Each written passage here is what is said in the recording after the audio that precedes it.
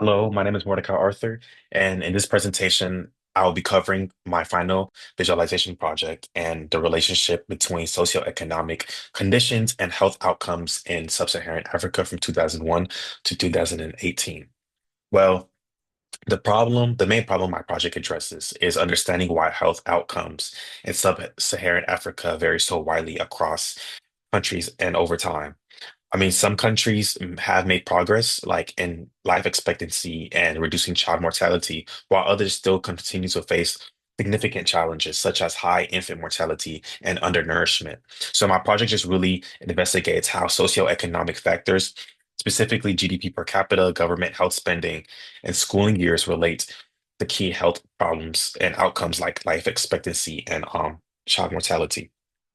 And I really believe this problem is important because improving public health is very essential for national development and long-term stability.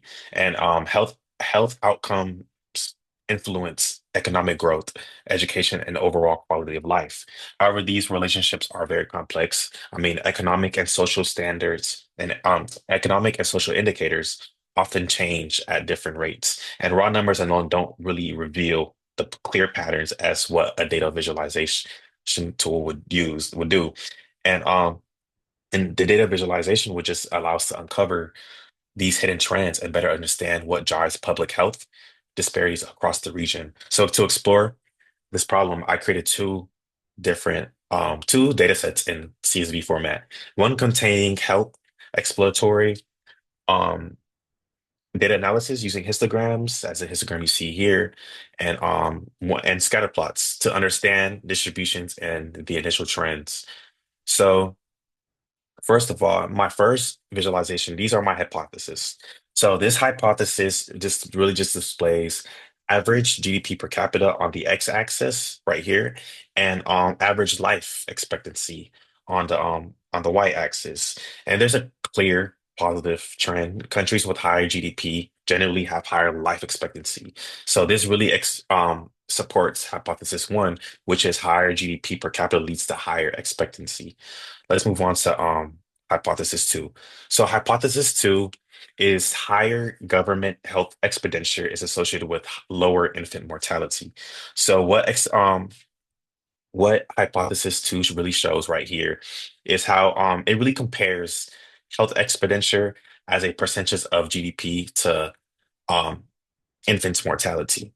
So the pattern really slopes downward, and meaning that the higher the government health spending is associated with lower infant mortality rates, then that's just what it is. Like it's the meaning. It just means that the higher government health spending is associated with the lower mortality rates. And this supports hypothesis two because it suggests that investing in healthcare systems improves survival outcomes.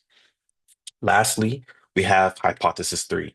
Hypothesis three is basically generally based on more schooling years correlate with lower under five mortality. So this third visualization compares average schooling years with under five mortality, and we can also see a negative relationship as we saw in hypothesis two. Um, and that really just shows as schooling years increase, under five mortality decreases. So this highlights the important role education plays in um, improving child health. So lastly, we have our final dashboard. So these have all the hypotheses here, and this is interactive as well. So as you continue to, if you as you mess with the year, you could see how they move in live time. This is the global year filter, which updates all the visualizations all at once. And I've also incorporated a click to filter action. So this lets you select a country in one chart and automatically highlight it in others. So it all changes simultaneously. It just lets users explore patterns across time and between countries. But in general, overall, to close, there are several ways this project could be extended. I mean, future work could include adding more variables such as vaccination rates, sanitation access, conflict data, or healthcare workforce density. Using predictive modeling methods could also help quantify how strongly each socioeconomic factor influences specific health outcomes. And finally, comparing sub-Saharan Africa with other regions could reveal whether these patterns are unique or global.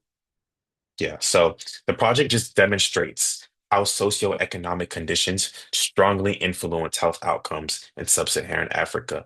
Data visualization really allowed us to uncover these patterns that would be difficult to see otherwise. Thank you for watching my presentation.